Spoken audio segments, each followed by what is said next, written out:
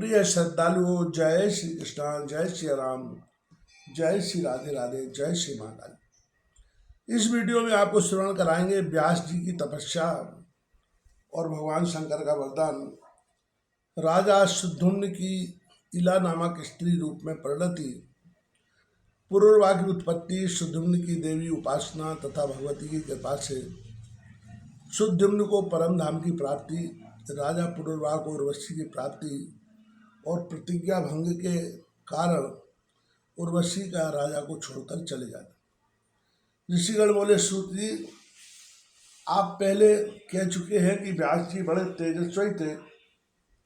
उन्होंने संपूर्ण पावन पुराणों की रचना करके सुखदेव जी को पढ़ा दिया।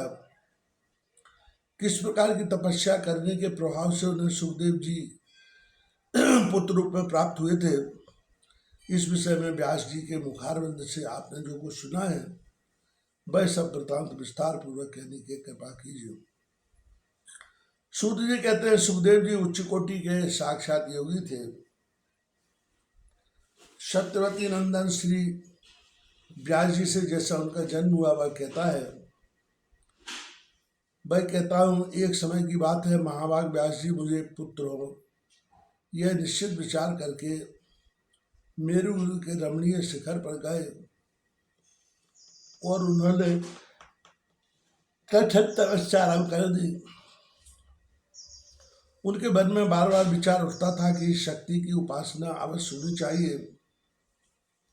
जो शक्ति का पूजन नहीं करता जगत में उसकी निंदा होती है। शक्ति का उपासक आदर पाता है।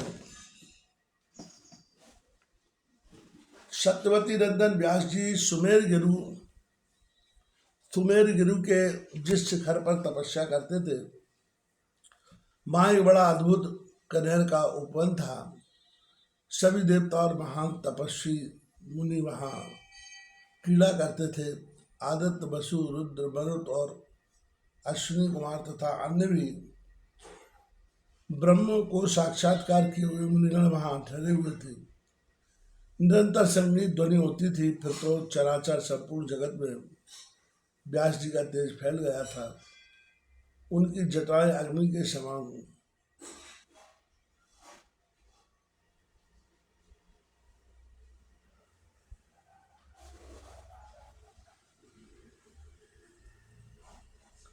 उनकी जटाएं अग्नि के समान चमकने लगी। उस समय उनके तेज को देखकर शचीपति इंद्र डर गए। देवराज के मन में व्यथा उत्पन्न हो गई थी। वे भगवान शंकर के पास जाकर खड़े हो गए। उनकी स्थिति देखकर भगवान शंकर ने कहा, शंकर जी बोले, इंद्र, तुम देवताओं के राजा हो, आज कैसे भयभीत हो गए? तुम पर कौन सा दुख टूट पड़ा? तुम्हें कभी भी तपस्वियों के प्रति अभर्थ नहीं करना चाहिए। शक्ति सहित में उपास्य हूँ यों जानकर मुनिगण तपस्या में लगे रहते हैं। वे किसी प्रकार भी दूसरों का हित नहीं करना चाहते। जब शंकर जी ने इंद्र से यो कहा, तब वे उनसे पूछने लगे, व्यास जी क्यों तपस्या करते हैं और उनके मन में क्या अल जाता है? भगवान शंकर ने कहा कि पार्षद नंदन व्यास पुत्र पाने के लिए कठिन तपस्या कर रहे हैं। अभी 100 वर्ष पूरे हो जाते हैं, तब मैं उन्हें सुंदर पुत्र दूंगा। सूत जी कहते हैं, इस प्रकार भगवान शंकर ने इंद्र से कहा।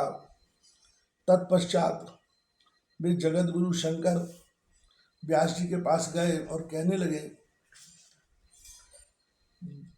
वाष्वी नंदन व्यास उठो, तुम्हें अभी सुंदर पुत्र प्राप्त होगा।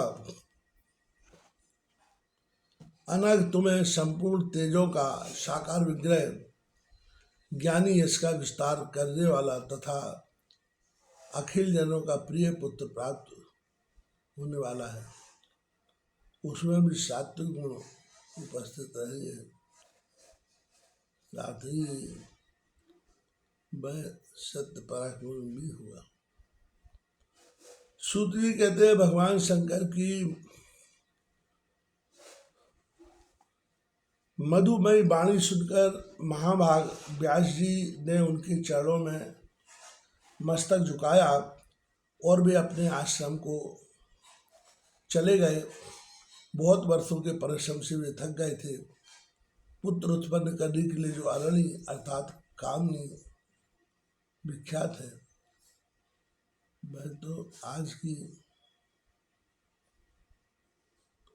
वह तो आज मेरे पास है नहीं, परंतु मैं किसी स्त्री को स्वीकार भी कैसे करूं, क्योंकि स्त्री तो पैरों को जकड़ने वाली श्रृंखला है।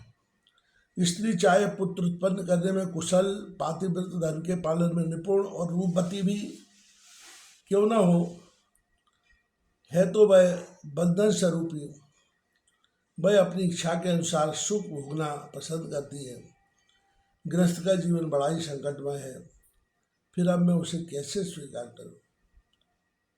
इसलिए व्यास जी यूँ सोच रहे थे कि इतने में ही घृताची नामक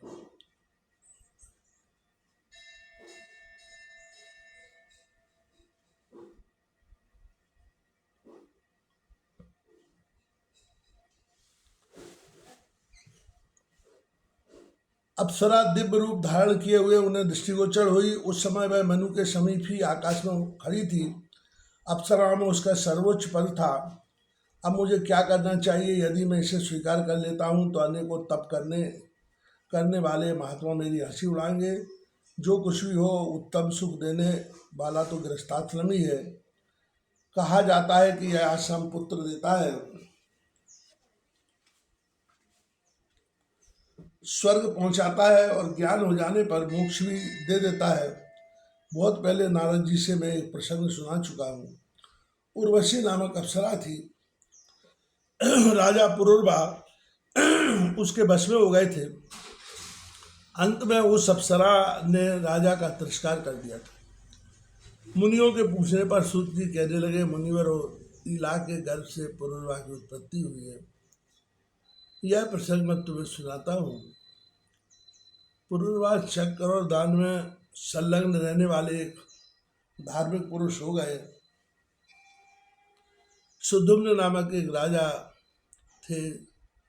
उनके मुख से कभी असत्य वाणी नहीं निकलती थी।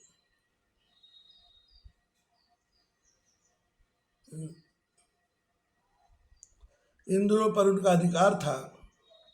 एक बार वे घोड़ों पर सवार होकर शिकार खेलने के लिए जंगल में गए। साथ में बहुत से मंत्री भी थे।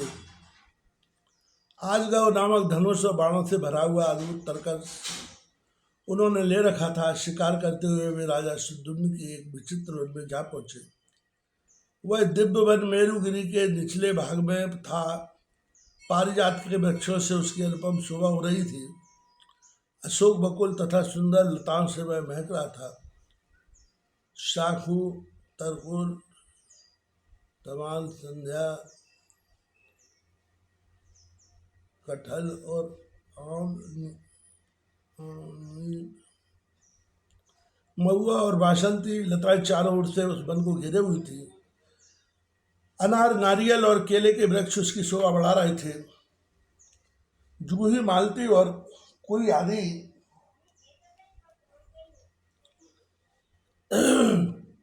कई फूल वाली लताओं से वह भरा था। वहाँ अनेकों हंस और बगुले विचरते थे, परंतु बांसों की ध्वनि होती रहती थी। भंवरे गुनगुनाते थे। वह वन सम्यक प्रकार से सुखदायी था। राजा सुद्युम्न उस वन को देखकर बड़े हर्षित हुए। वृक्ष फूलों से लदे थे और कोयलें कूक रही थी। यह देखकर राजा और उनके सेवकों के मन मुग्ध हो गए। फिर तो महाराज सुद्युम्न उस वन में घुसे। जाते उनका रूप स्त्री का हो गया और घोड़ा भी घोड़ी के रूप में परिणत हो गया। अब तो वे घोर चिंता में पड़ गए।